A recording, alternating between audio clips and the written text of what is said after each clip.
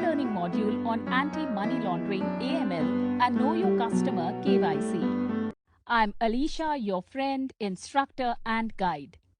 In this micro-learning module, you will learn the concept of money laundering, its origin and its stages, introduction to KYC, customer acceptance policy, customer identification procedure, risk categorization of customers, enhanced due diligence mechanism for special risk categories of customers like PEP, non-face-to-face accounts, etc. Reporting requirements under PMLA, new updates in PMLA. Money laundering is the process by which money obtained from illegal sources like drug, human trafficking, corruption, tax evasion, etc. is disguised in a manner to make it appear from legitimate sources by putting it through various transactions in the financial system. Mark, a criminal mafia in the Boone Island, has accumulated lots of wealth through his criminal activities. Mark wants to launder this money to hide the illegal source of wealth.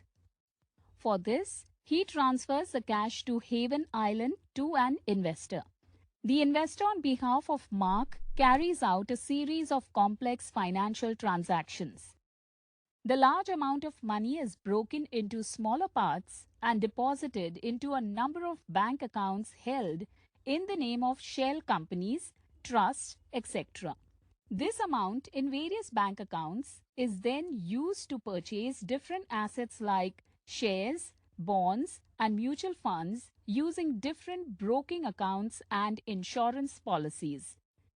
The shares, bonds, and mutual funds are sold or redeemed in a short duration of time. Similarly, insurance policies are also surrendered within a short duration.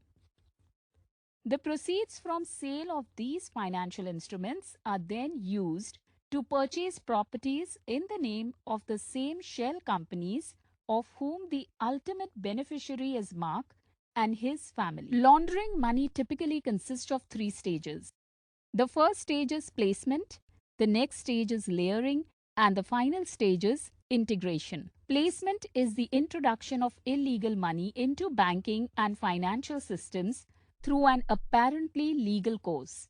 In this stage, the launderer will make use of financial institutions like banks and financial intermediaries like currency exchange, money transfer companies to deposit and transfer the illegal money.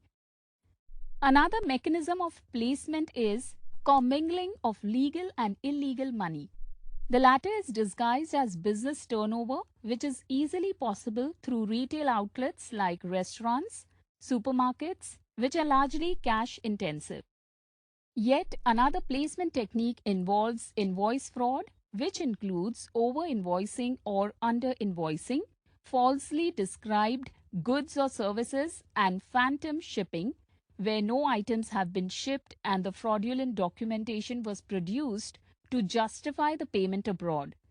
In the case of transnational frauds, the placement is done by physically moving the currency out of the location where the crime was committed to a more favorable neighboring location.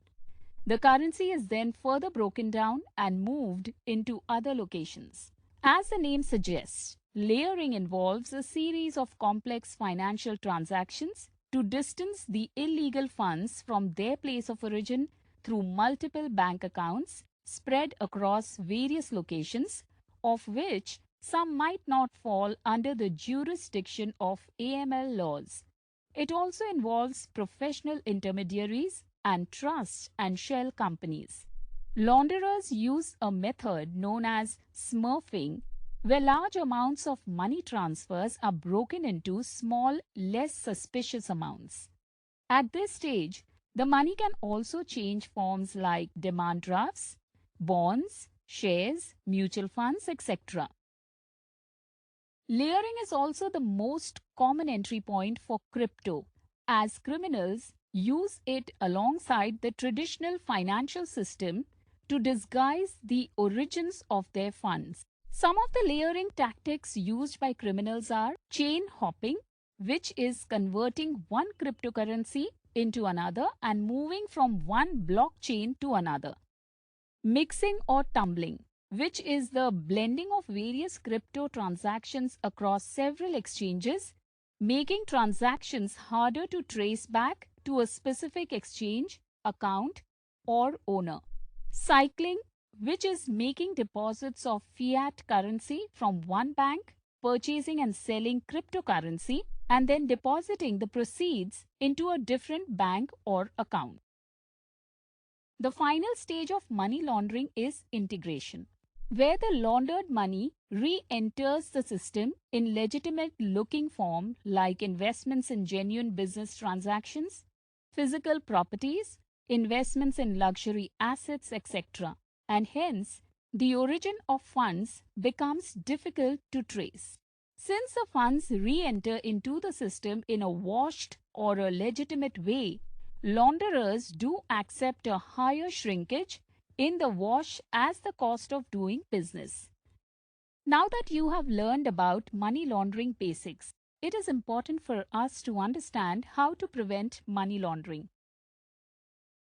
The AML framework consists of Know Your Customer KYC, risk categorization and assessment, ongoing due diligence and monitoring, and reporting of suspicious transactions.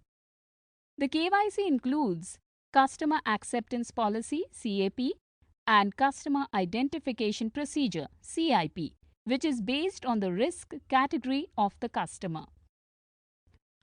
Ongoing due diligence and enhanced due diligence also form a part of the AML framework. All financial institutions in India are required to report suspicious transactions to FIU India. We will understand in detail each of these points in the subsequent sections. All the regulated entities should have a clearly laid down policy for customer acceptance, which aims to identify clients which pose a higher risk from the money laundering and terrorist financing perspective. Not to open accounts in any anonymous or fictitious or benami name. Not to open accounts where appropriate client due diligence (CDD) measures could not be applied either due to non-cooperation of the customer or non-reliability of the documents or information furnished by the customer. Specify the mandatory information to be sought for Know Your Customer KYC purpose while opening an account and during the periodic updation. The CDD should be applied at the Unique Customer Identification Code (UCIC) level to avoid multiple identities of the same customer, which in turn helps the entities to monitor various activities across the branches or multiple offices. The CDD should be conducted for all the joint account holders while opening a joint account. Procedure for opening and transactions in accounts permitted to be operated by a third person on the client's behalf shall be clearly laid down. Adequate verification of a person's authority to act on behalf of the client should also be carried out. Necessary checks should be put in place before opening an account so as to ensure that the identity of the client does not match with any person having known criminal background or is not banned in any other manner by any enforcement agency worldwide.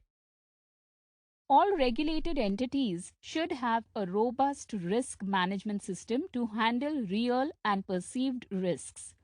This requires creating appropriate customer risk profiles based on parameters like nature of business, location, financial status, social status, manner of making payments and sources of funds, etc.